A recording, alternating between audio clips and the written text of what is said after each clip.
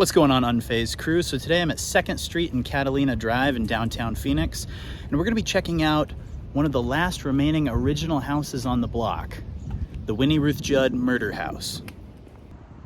Here's the murder house. Winnie Ruth Judd, the trunk murderess. In this house, she allegedly shot and killed two of her friends, Anne and Sammy, because they were involved with a love triangle. Well, not really a love triangle, but more of a love square, because there were 4 of them, with a man who was a socialite named Jack Halloran. It's just crazy to see that everything else around this is all built up. And this is the last house on the block that's still original. Everything else is all built up.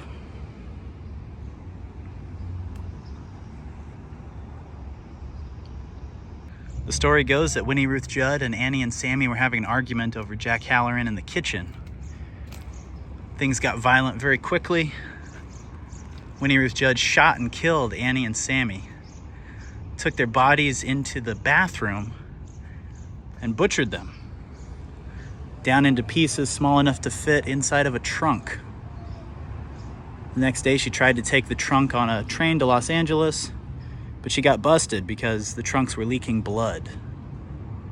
Now, the story is that she did this on her own, but a lot of people don't believe this. They don't think that she was capable of doing it by herself. So they think someone assisted her with chopping up the bodies. Could have been Jack Halloran, could have been a doctor that he was able to blackmail.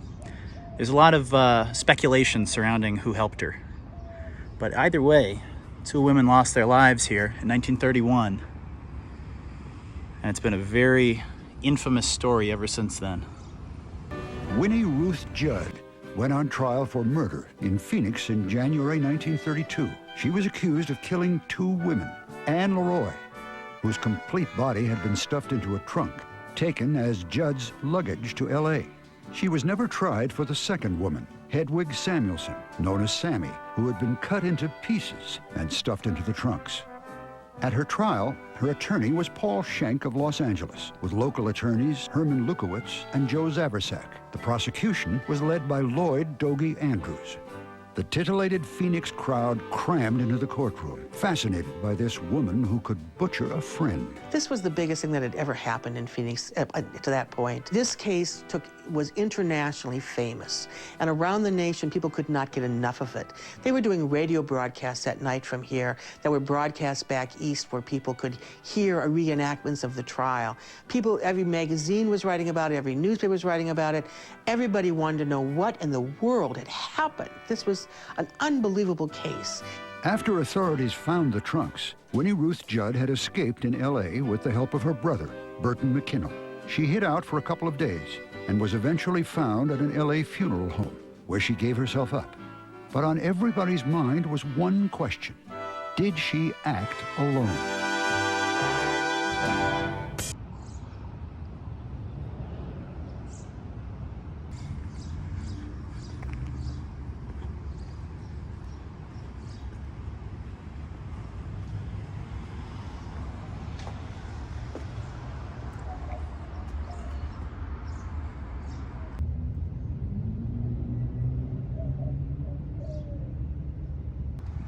So it appears the Winnie Ruth Judd house is under construction currently. I knocked on the door, but nobody was home. Unfortunately, it would have been cool to get a look inside. But yeah, here's where the murders took place. Way back in 1931. Phoenix has definitely changed quite a bit. But I guess every city has in that amount of time, right? 90 plus years. But yeah, based on the design of the house, hard to tell where the bathroom would have been. Could have been there. But Winnie Ruth Judd allegedly dismembered these women, Anne and Sammy. Like I said, a lot of people believe she didn't act alone. She had help. Either way, rest in peace. But either way, rest in peace, Anne and Sammy.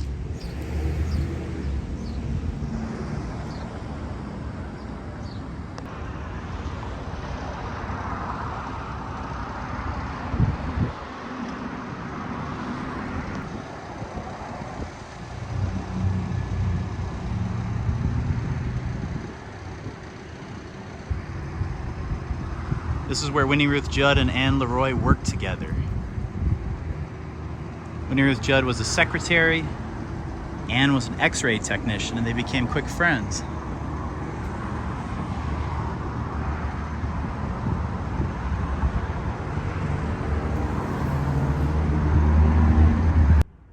I did not think this door would be unlocked. Wow. Very cool.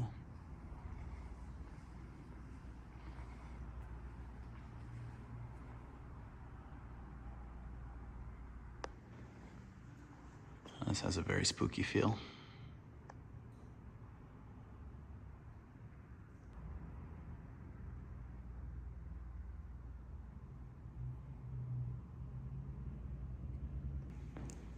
So this is where Winnie Ruth Judd and Anne Leroy worked. It was a medical clinic even back in the day. Like I said, Anne was an X-ray technician. Winnie Ruth Judd was the secretary, and they both had the same taste in men. Oh, this place is creepy. It's like something from The Shining. So this is still a very active medical center, just very old-fashioned. Let's go this way. Got some old pictures of downtown Phoenix from back in the day. Washington Street, geez. That. Oh, the Rialto, I wish that was still standing.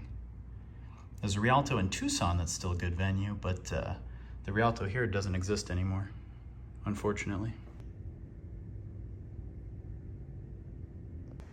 It's crazy to think that Winnie Ruth Judd and Anne Leroy walked down these halls, probably laughed together, told jokes.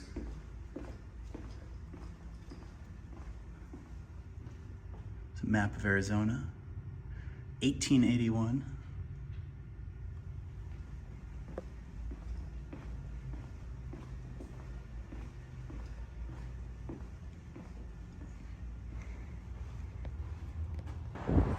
Great architecture.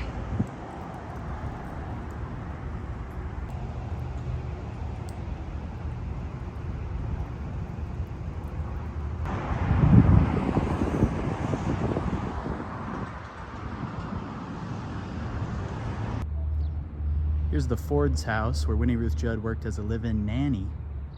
And next door is Jack Halloran's house, the wealthy politician and businessman who ended up having an affair with her.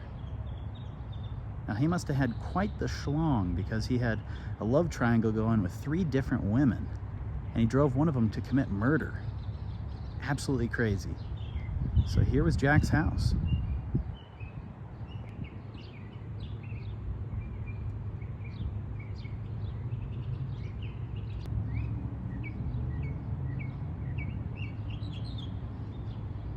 And so then I grabbed her hand like this and kept pushed back.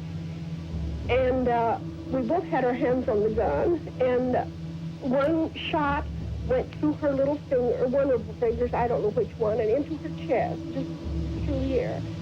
Then one bullet jammed and caught me here in the top of the gun. I had gun grease, a cut here. And we thought Anne came from behind. She got the ironing board from behind the water heater. And by that time, Anne was braining her with an ironing board, trying to get her off Sammy. And she reached out and shot at Anne. And when she woke up, she was lying between 2 bodies.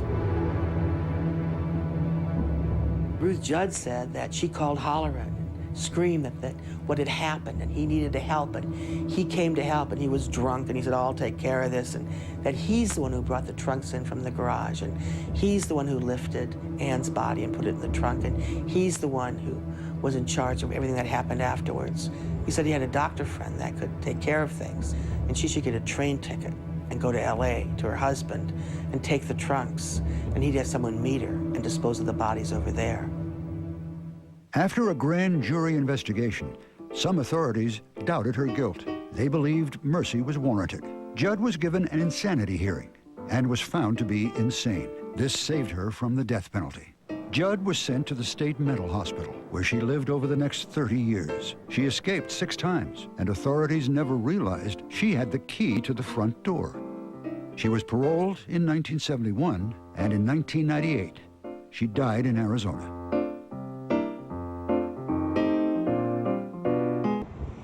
Check out these old train tracks. So here we are outside the Union Station, where Winnie Ruth Judd tried to make her escape to Los Angeles with the trunks containing the dead bodies of her friends Ann and Sammy. Here's where it happened. Winnie Ruth Judd thought she could make her escape. She got on the train, thought everything was all good. But then the trunk started leaking blood. People on the train were like, hey, we gotta talk to you. Do you have a key? We gotta look inside these. I guess contraband deer meat was a real concern back then. But she said, no, I don't have the key. Shockingly, they let her go. They let her go. Her brother picked her up from the train station. And then when the cops finally were able to break the lock open and see the dead bodies inside, they were like, hey, we got a big no-no here. So Winnie Ruth Judd turned herself in the next day at a funeral home of all places. That's what it said online. And she was then committed to the psych ward at Arizona State Hospital until 1971, when she was finally let go and exonerated.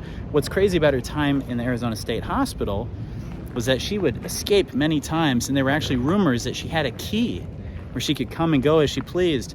And there was a point where she was missing and totally off the radar for like 6 years.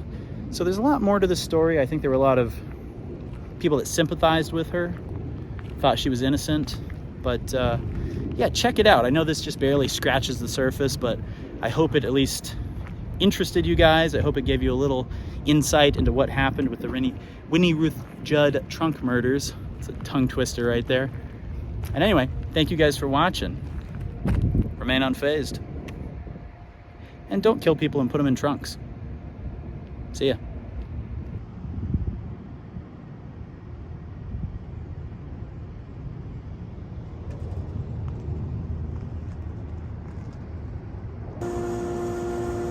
Here's the side of the Amtrak station.